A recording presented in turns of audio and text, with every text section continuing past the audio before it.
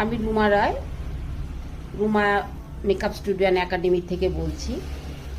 আচ্ছা, আজকে দুটো স্কিনের বিষয়ে আলোচনা করব। দুটো স্কিন বলতে oily skin, dry skin. Oily skin মানে তৈলাক্ত স্কিন, এটা সবাই জানে। আচ্ছা, অয়েল কন্ট্রোল ও ম্যাটিফাই, এই স্কিনের টোনারের মধ্যে থাকবে অয়েল কন্ট্রোল, ম্যাটিফাই লেখা থাকতে হবে, তবেই আমরা বুঝে নেব এটা অয়েলি স্কিনের জন্য ঠিক। আচ্ছা, এই অয়েল কন্ট্রোল আর ম্যাটিফাই সিরাম টোনার কি করে? তেল কমায়, স্কিনের পোর্স টাইট করে এবং মেকআপটাকে লং লাস্টিং করে। কেন করে? এর মধ্যে নিয়াসিনামাইড থাকে। আচ্ছা, এবার আসবো আমি ড্রাই স্কিনে। ড্রাই স্কিনে সামারে ড্রাই স্কিন ডিহাইড্রেট হয়।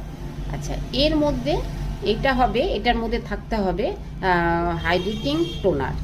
আচ্ছা, হাইড্রেটিং টোনারের মধ্যে কি কি থাকে? হ্যালোরানিক অ্যাসিড, গ্লিসারিন এবং রোজ ওয়াটার, এই তিনটি থাকে। সামারের জন্য হাইড্রেটিং টোনারের দরকার। আর এটা কি করে? এটার কাজ কি?